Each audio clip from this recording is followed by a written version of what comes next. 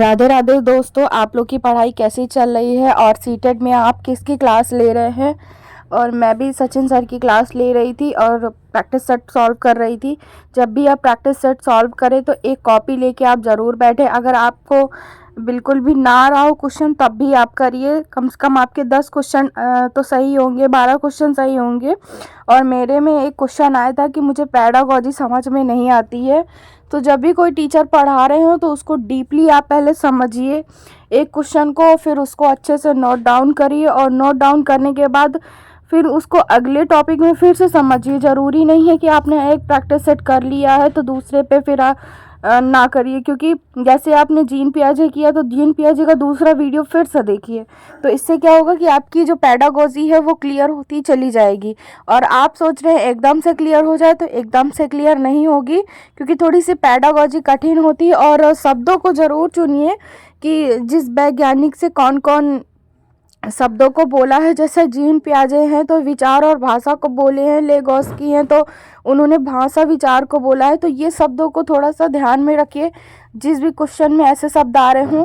और कुछ negative words होते हैं जैसे केवल है और कठिन है, याद करना है, तो ये सब निगेटिव वर्ड्स हैं, तो इनको भी याद रखिए जिससे कि आपके क्वेश्चन सही होते चले जाएंगे। और ये इसी तरह ही आप पैडागॉजी समझ सकते हैं। और अभी आई होप कि आपका ये जो क्वेश्चन था कि मुझे पैडागॉजी नहीं समझ में आ रही थी, ये क्लियर हो गया होगा।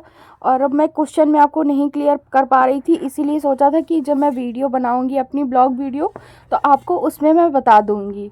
तो अब मेरी हिंदी कवर हो चुकी है, ईवीएस कवर हो चुकी है, तो मैं सीडीपी जो मैंने आधे में छोड़ दी थी तो उसको फिर से मैं कंप्लीट कर रही थी। आज मैं कोलबर्ग के बारे में पढ़ रही थी, तो मैंने कोलबर्ग का पूरा लास्ट में वीडियो भी बनाया है और चैप्टर वाइज मैंने दिया भी है।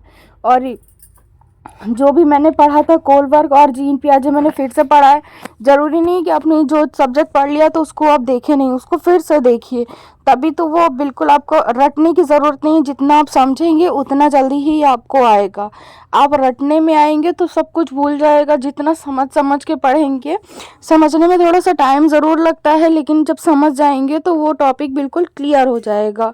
और जीन पियाजे है, लेवाइगोस्की है, कोलबर्ग है, स्टीफन क्रेशन है, बहुत सारे ऐसे वैज्ञानिक हैं जिन्होंने अपना सिद्धांत दिया है। तो उनके बारे में एक एक टॉपिक पूरा क्लियर करिए, एक एक वैज्ञानिक के बारे में पढ़िए। एक बार में सारे वैज्ञानिक को मत पढ़िए, एक एक पहले टॉपिक क्लियर कर लीजिए, फिर तभी पैडागॉजी समझ में आएगी। या तो फिर अगर आपको बिल्कुल नहीं समझ में आती है पैडागॉजी तो सबसे पहले आप ईवीएस से स्टार्ट करिए।